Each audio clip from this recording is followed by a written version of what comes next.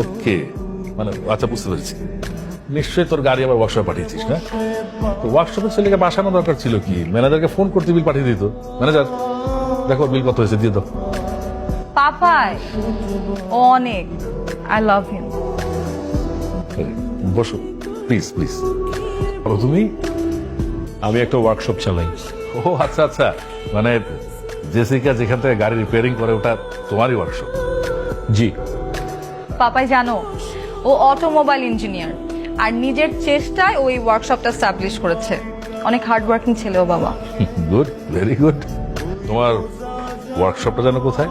উত্তরা, দিয়াবাড়ি। মানে ওয়ার্কশপে total investment কত? এখন পর্যন্ত অলমোস্ট 1 কোটি।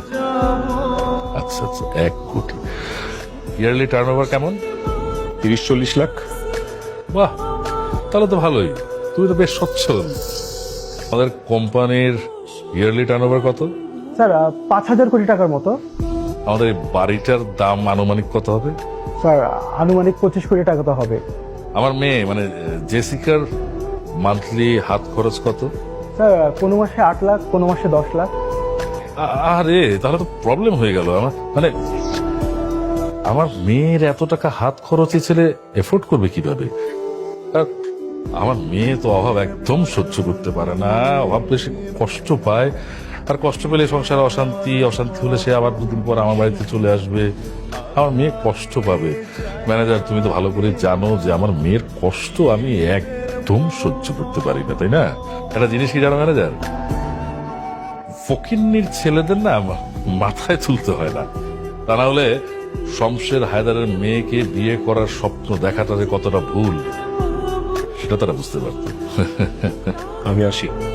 যাও, তবে একটা কথা মনে রেখো, এ যাওয়াই যেন শেষ যাওয়া হয়। হলের বিড়াল আসলে এভাবেই বের।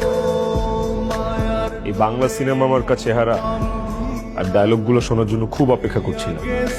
এখানে আমি নিজের ইচ্ছায় আসি। আপনার মেয়ে আমাকে জোর করে নিয়ে এসেছে। আমি তো আপনাকে আগেই চিনে ফেলেছিলাম, চিনতে পারিনি আপনার মেয়ে।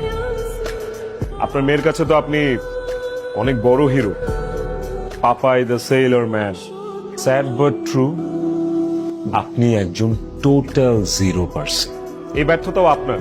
আপনি যাকে ফকিন্নির ছেলে বলছেন, আপনার মেয়ে তার জন্য পাগল। আপনার মেয়ে তাকে ভালোবাসে, অন্ধের মতো ভালোবাসে। আপনি শুধু জেসিকার বাবা দেখে আপনাকে সম্মান দিয়ে কথা বলছি, না হয় এতটা ভদ্রও আমি না। আপনি যদি ভেবে থাকেন আপনাকে ভয় পেয়ে, আপনার কাছ থেকে থ্রেট গুলো পেয়ে আমি জেসিকার জীবন থেকে সরে দাঁড়াবো, তাহলে ভুল করছি। একমাত্র খোদা না চাইলে জেসিকার লাইফ থেকে আমাকে কেউ সরাতে পারবে না। আসি।